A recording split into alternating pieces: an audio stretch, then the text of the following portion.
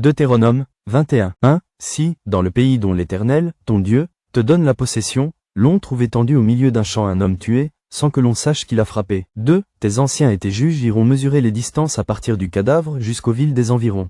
3. Quand on aura déterminé la ville la plus rapprochée du cadavre, les anciens de cette ville prendront une génisse qui n'est point servie au travail et qui n'est point tirée aux joues. 4. Ils feront descendre cette génisse vers un torrent qui jamais ne tarisse et où il n'y ait ni culture ni semence. Et là, ils briseront la nuque à la génisse, dans le torrent. 5. Alors s'approcheront les sacrificateurs, fils de Lévi, car l'Éternel, ton Dieu, les a choisis pour qu'ils le servent et qu'ils bénissent au nom de l'Éternel, et ce sont eux qui doivent prononcer sur toute contestation et sur toute blessure. 6. Tous les anciens de cette ville la plus rapprochée du cadavre laveront leurs mains sur la génisse à laquelle on a brisé la nuque dans le torrent. 7. Et prenant la parole, ils diront: Nos mains n'ont point répandu ce sang et nos yeux ne l'ont point vu répandre. 8. Pardonne, ô Éternel, à ton peuple d'Israël, que tu as racheté, n'impute pas le sang innocent à ton peuple d'Israël, et ce sang ne lui sera point imputé.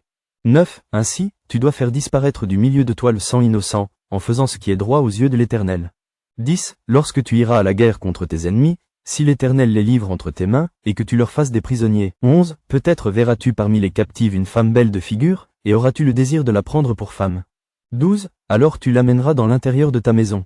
Elle se rasera la tête et se fera les ongles. 13. Elle quittera les vêtements qu'elle portait quand elle a été prise, elle demeurera dans ta maison, et elle pleurera son père et sa mère pendant 1 mois. Après cela, tu iras vers elle, tu l'auras en ta possession, et elle sera ta femme. 14. Si elle cesse de te plaire, tu la laisseras aller où elle voudra, tu ne pourras pas la vendre pour de l'argent ni la traiter comme esclave, parce que tu l'auras humiliée. 15. Si un homme, qui a 2 femmes, aime l'une et n'aime pas l'autre, et s'il en a des fils dont le premier-né soit de la femme qu'il n'aime pas. 16. Il ne pourra point, quand il partagera son bien entre ses fils, reconnaître comme premier-né le fils de celle qu'il aime à la place du fils de celle qu'il n'aime pas, et qui est le premier-né.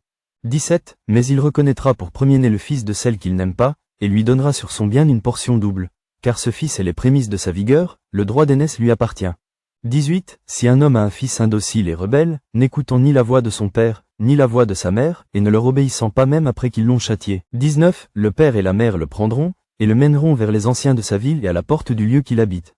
20. Ils diront aux anciens de sa ville: Voici notre fils qui est indocile et rebelle, qui n'écoute pas notre voix, et qui se livre à des excès et à l'ivrognerie. 21. Et tous les hommes de sa ville le lapideront, et il mourra. Tu ôteras ainsi le mal du milieu de toi, afin que tout Israël entende et craigne. 22. Si l'on fait mourir un homme qui a commis un crime digne de mort, et que tu l'aies pendu à un bois. 23. Son cadavre ne passera point la nuit sur le bois, mais tu l'enterreras le jour même, car celui qui est pendu est un objet de malédiction auprès de Dieu, et tu ne souilleras point le pays que l'Éternel, ton Dieu, te donne pour héritage.